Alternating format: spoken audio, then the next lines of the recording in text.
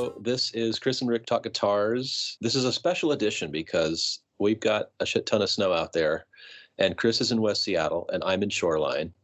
How's it going, Chris? It's going good. It's touch and go here in West Seattle. Me and the pet hunkered down here, but we're doing okay. Oh, good. Enough pet food and ravioli and all that jazz. Let's hope so. We got a couple more days left, probably, but I think the animals are starting to look at each other a little bit suspiciously, kind of like visions of chicken showing up in their little thought bubbles. But oh my gosh, I think we'll be okay for a while. Well, I hope so. Yeah. All right. Well, like I said, this is a special edition.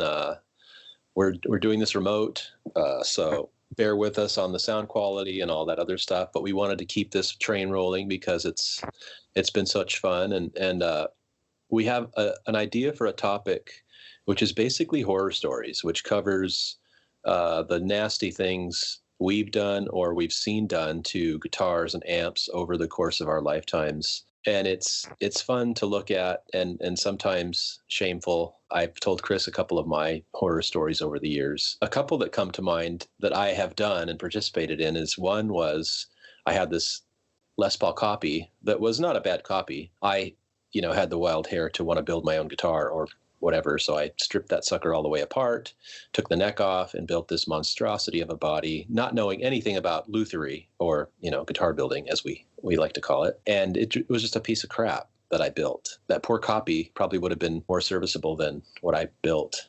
And then the other one was that Tweed amp that I alluded to earlier in our conversations, where this friend of mine, his dad had this cool old twin amp, and I don't even know what model it was, but it was really cool. And we wanted to make a stack. So we sawed that sucker in half and made this ridiculous speaker cab and put our own ridiculous, I think it was orange or some weird red Tolex over it. And it was sad. So we took perfectly good stuff that somebody could have used and made shit. How about you, Chris? You got anything come to mind? Thankfully, early on, I was so poor. The thing that saved me from routing out pickup holes with hammers and screwdrivers was that I didn't have enough money. I couldn't afford to fuck it up. So I got stuck with stuff. And that's not to say that I wouldn't have done it if I would have had that.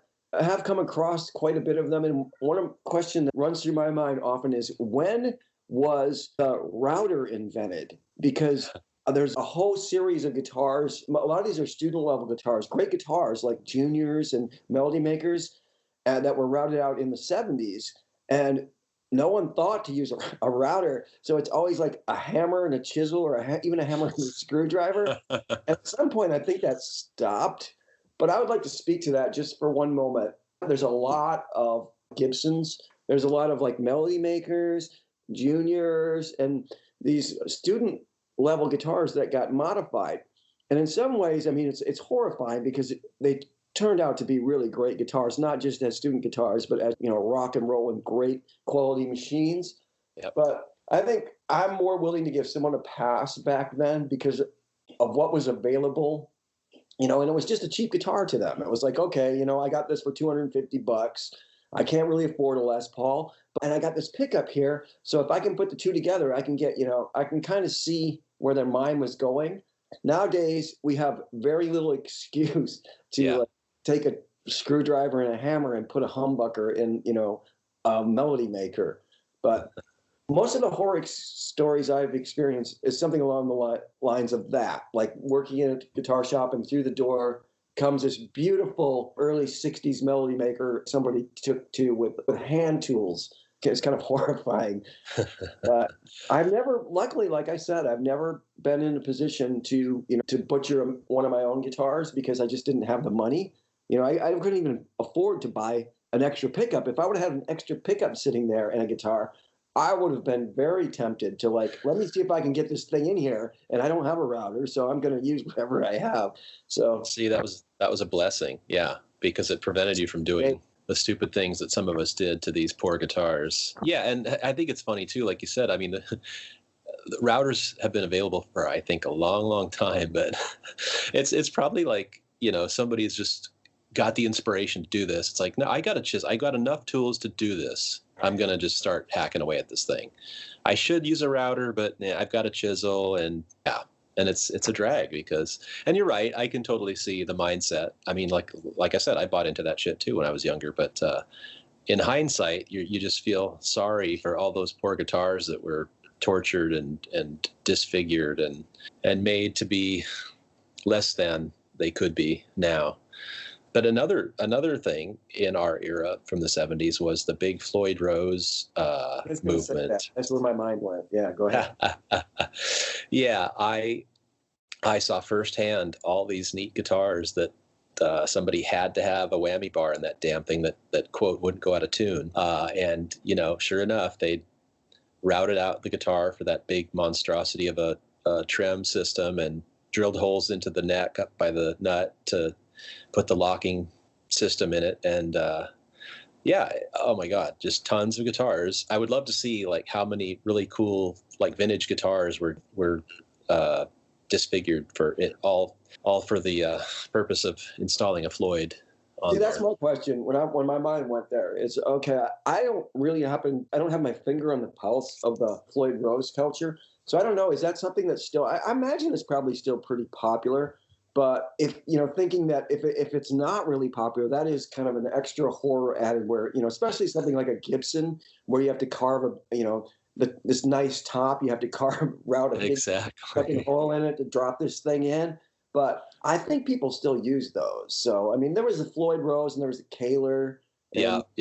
And they have their various profile of like disgusting holes that they left instruments. And you can tell by looking at them, all right, that was a Kaler, that was a Floyd Rose.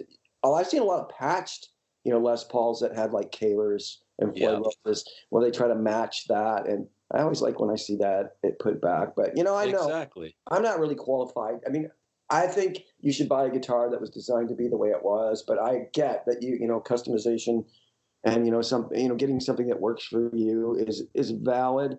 But I just never I'm not a whammy bar person, so I don't get that whole culture. But it was huge because you do see a lot of guitars that were kind of post-factory fitted with those things.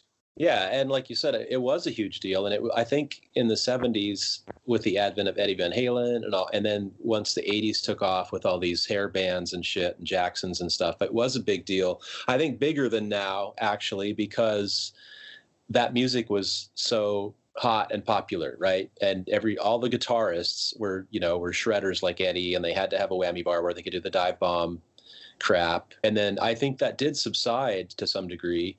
I think people at large, I think they started to get more into like Bigsby's and then also just respect some of the trem systems that were stock in some of these guitars like Strats and stuff, and figure out ways to make those work, like putting graphite in the nut and all that other jazz so that they wouldn't have to like take this cool 60 Strat and drill holes in it and route the shit out for this boat anchor of a trem system. But yeah. I remember those days vividly, though, in the 70s and early 80s where people were just doing that to guitars. Like this dude I knew had an Explorer that was probably like a 76 Explorer that was super cool. And sure enough, he took it to somebody who will remain nameless, and they did their damnedest to devalue that guitar. But yeah.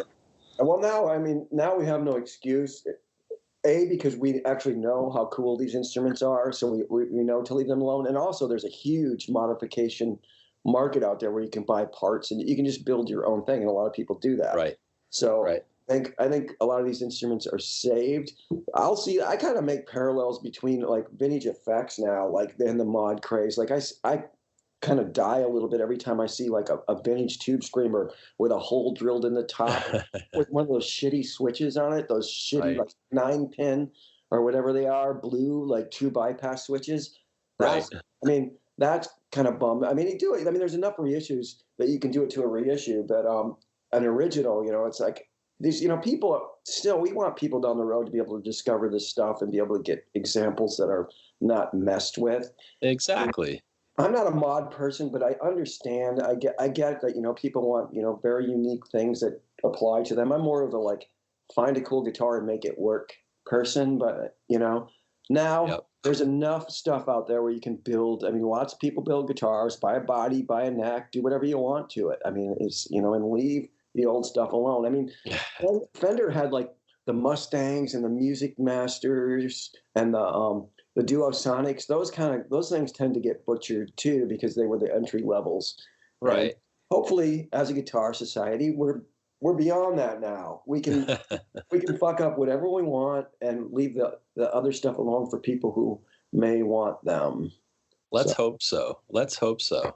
I, amplifiers too. Yeah, the '70s, there was a whole bunch of like amplifier mods where that craze took off, and there was a lot of weird shit done to amps. And granted, Fender, if you take the Fender amp company, they were doing a lot of crazy shit in the CBS eras. They were adding a lot of shit and like just a lot of sloppy like wiring and whatnot. So some people were, I could see people going in there trying to make things better, but right. the Bassman head, for instance, if you take that circuit really never, that I'm aware of, really ever went through any areas where it wasn't always a great amp. I mean, you can find a million Silverface Bassmans, and they're just almost a perfect amp. I Yeah. don't need master volumes and all this other shit. So, yeah, the amplifiers were, kind of victims in the '70s and '80s of the mod craze, and now effects. I mean, effects are modification of effects, and there was that whole, which we're thankfully coming out of, that whole true bypass bullshit Oh craze my God. that just where people wouldn't even consider an effect if it wasn't true bypass. And Yeah. science has kind of caught up and made everybody aware of it now, that it's not the end all be all. And you know what? Leave the old stuff alone. Put it in a true bypass, loop if you need true bypass. But chances are, why don't you see if you do actually need true bypass? Exactly. Crybaby, yes. I mean, you take a vintage Crybaby, that is the toniest, suckiest thing you're ever going to find. I mean, it just shaves off everything. So, I mean, that's one you have to deal with. But put it in some sort of a bypass system and keep it. I mean, to me, the Crybabies, the best sounding ones, also happen to be the most tone suckiest ones. But Yeah. they're the best sounding ones. You can't get them, and even changing the switch in that to a true bypass changes the effect, the actual voice of the wah. So they're very touchy to that. So I don't know. I don't even know what I was saying with that. It's just like, let's leave No. the old cool stuff alone if we can. And and if you're going to buy something, I don't care what it is. I don't care if it's a '50s burst and you're like, all right, I'm going to buy this. I'm going to own it for the rest of my life. Do whatever you want with it. That's fine. You've taken it out of circulation. Nobody, you're not keeping somebody from owning something original, but and do whatever the fuck you want with it. Smash it, as we said in another episode. I don't care. But Exactly. if you're just like looking to find your sound and you're using like cool guitars as a springboard for experimenting, I mean, I think we're beyond that now. There's so much other ways to get something unique. You don't need to do that. And that's just where I stand on the whole modification. I totally agree. I totally agree, and I couldn't agree more. And exactly to your point about somebody buying that thing and then doing what you want with it. Do what you want with it, but don't show us all on Facebook, please. Thank you, because I don't want to be sad and cry when I see some beautiful guitar that's been screwed up with or whatever.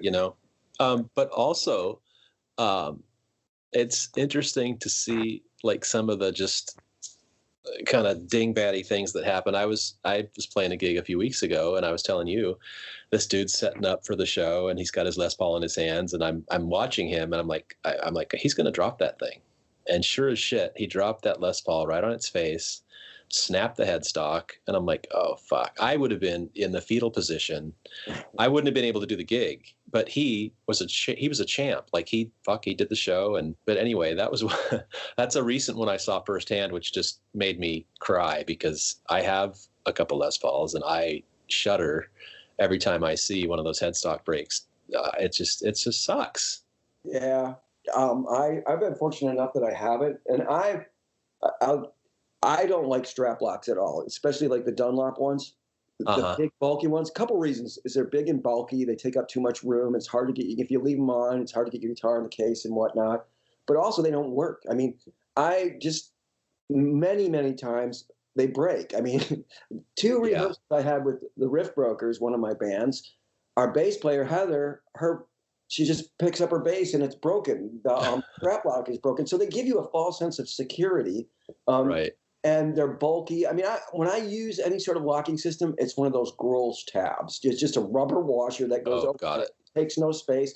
But also, I am also a fan of just fucking hanging onto your guitar on stage and unplugging it when you're not. I mean, especially a Gibson. I mean, a Gibson, falls on its face. That's the perfect angle for the headstock to break. I mean, and we mentioned, it is possible to drop a Gibson and not have it break. Like when I was working in a guitar shop, I watched a Les Paul Standard fall from probably 8 feet in the air. It was on a stand 2 rows up, and it hit and drove the end pin right up through the body.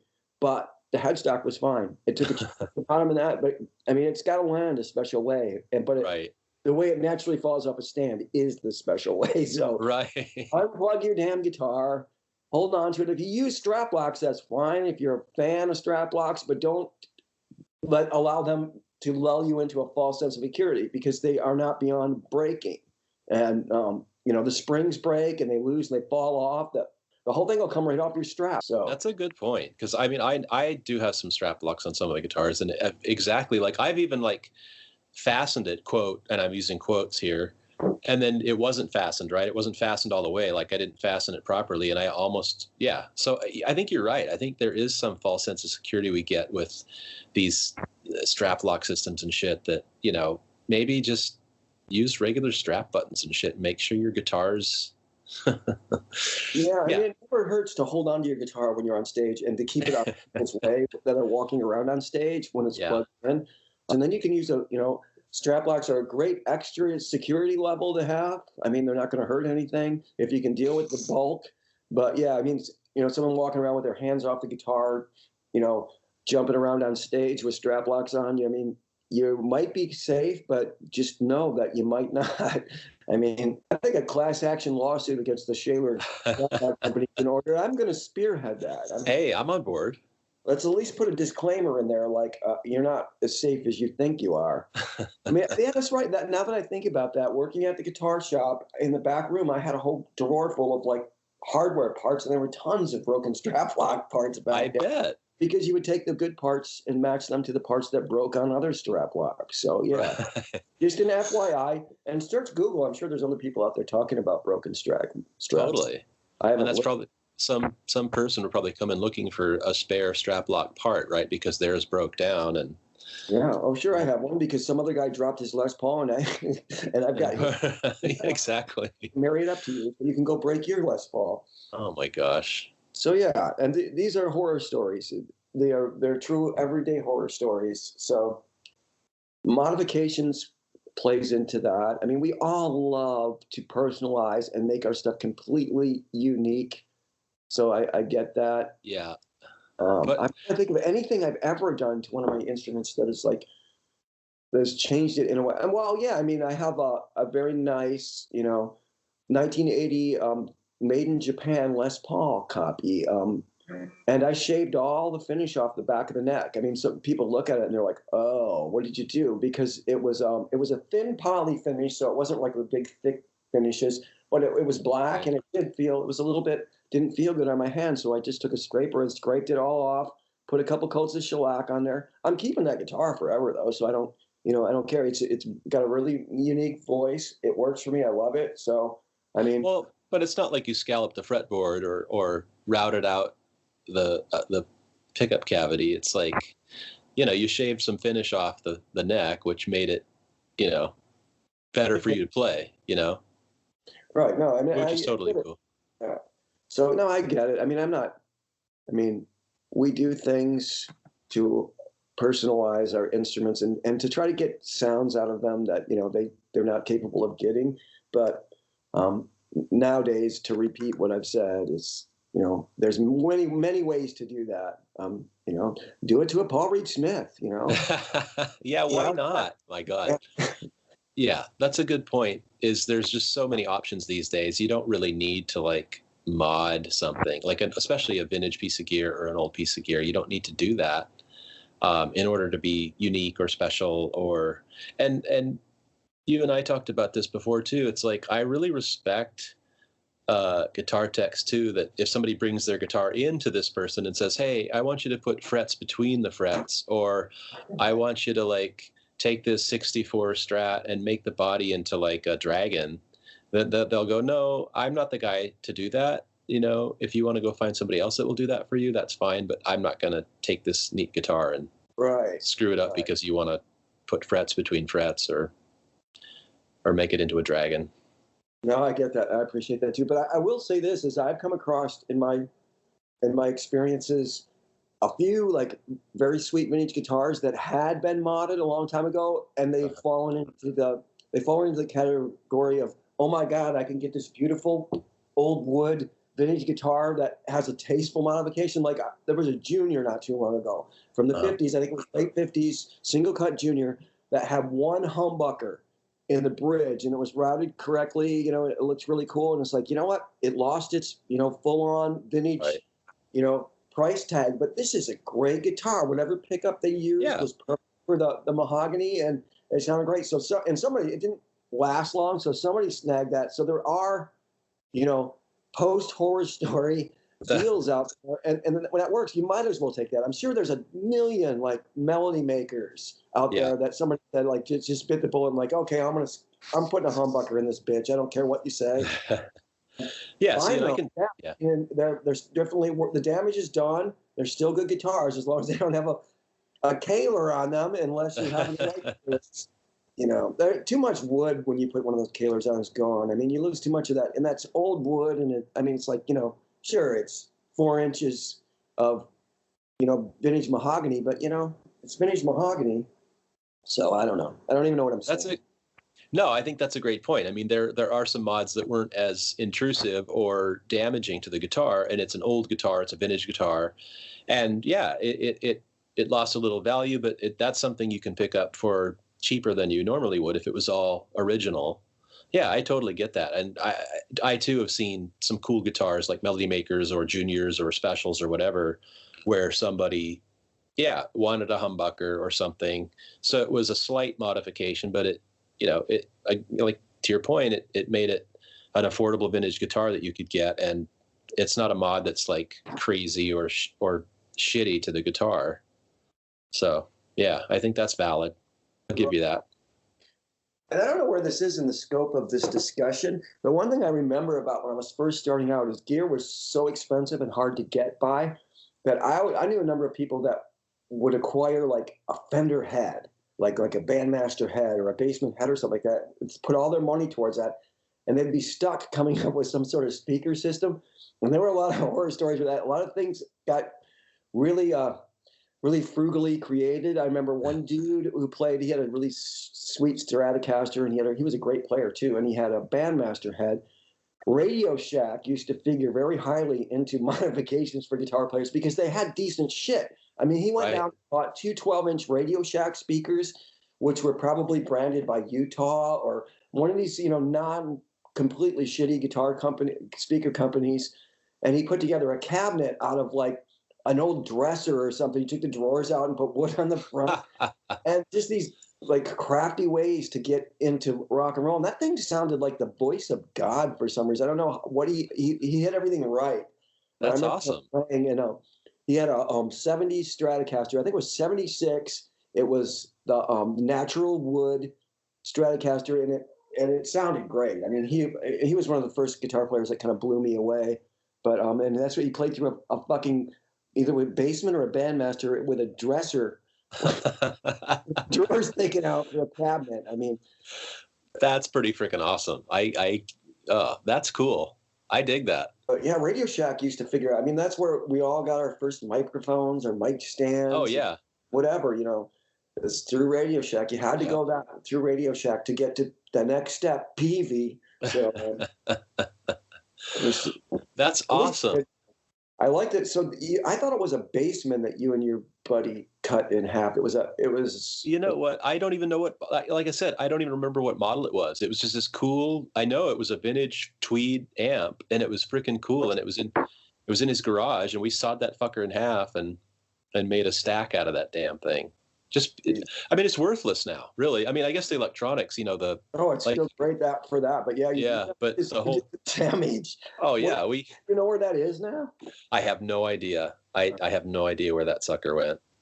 That would be interesting to know, though. Like if some dude, smart person, saw that the head was a vintage fender and said, "Oh, okay, these dumbasses did this. I'll buy it off you for $100." And sure, Right, and sure. then put it into like a, find an old housing for it or something. But yeah, Yeah, we yeah. just Or where did that show up? Did it turn up at a yard sale somewhere right, up exactly. 50s basement chassis? Exactly. This You big could do a ugly lot with that. orange stack. You could do that. But I specifically recall back in that day, the few times I'd been around any of those old like Tweed amps, they were completely undesirable to idiots like us. Like, Oh, totally. it was like I a wanted suitcase. Why would I want that? exactly. I want a PV Deuce. I I wanted don't a want Marshall. a fucking Fuck, I wanted a Marshall, suitcase. dude. Yeah.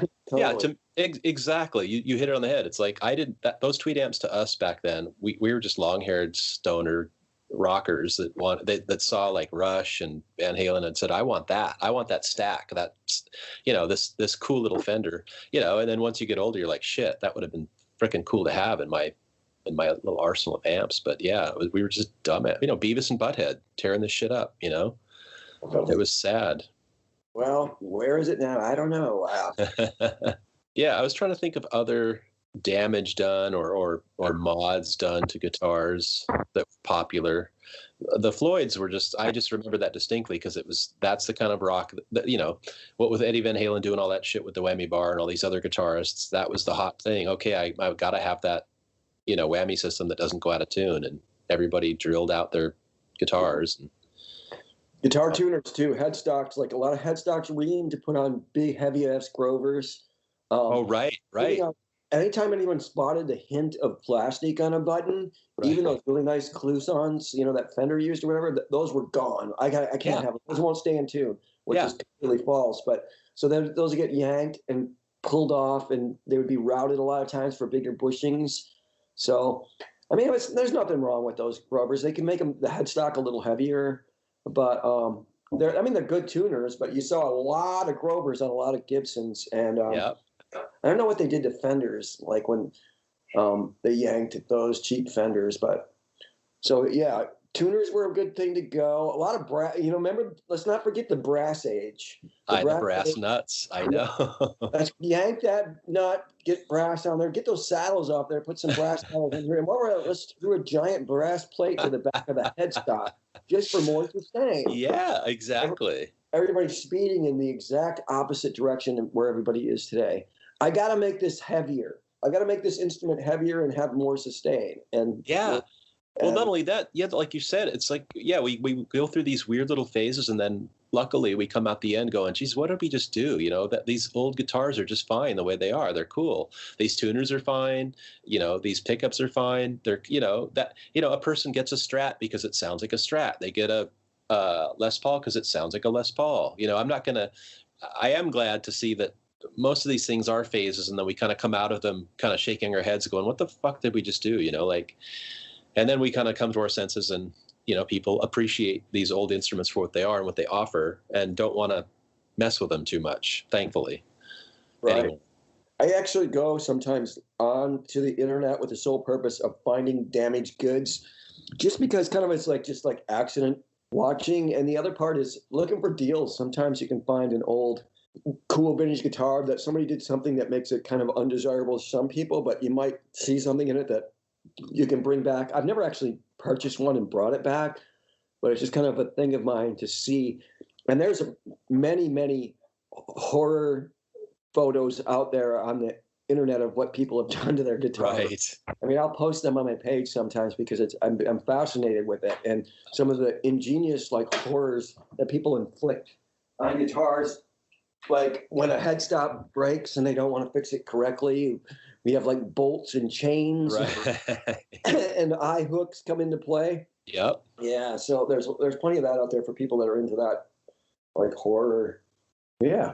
Yeah, it's a blast to look at those pictures. They're hilarious. Or the tons of glue that somebody put on the bridge to hold it down to the top of their acoustic. Or, oh my gosh, it's hilarious. We're a flawed species. basically. We are severely flawed, and yes, we can see the manifestation of that in all the shitty things we do to musical instruments and the like. Well, what else you got, man? Let's see, horror stories. I don't know, but my cats are surrounding me like like they're gonna eat me or something. They're just all over me. So Are they licking their chops? now they're fighting each other. That's cool. Uh-oh, that's good. Lord of the Flies with the cats. Totally. All right. Well, this has been a really cool special episode. It's been remote. We don't know how it's going to turn out. But like us on Facebook and Twitter and Instagram, and then find us on iTunes and Spotify and all the cool places you can find us and other podcasts, and like us and do that stuff. And until next time, Chris, what do you got for these people? Next time, hopefully, we'll be coming to you from our usual place and not remote like this. And hopefully, we're supposed to get more snow, but hopefully you'll be hearing from us again. The snow will cease at some point, and we won't all die in this Snowpocalypse 2019. God, I hope so. Yeah. All right. We're out of here. Goodbye. Adios.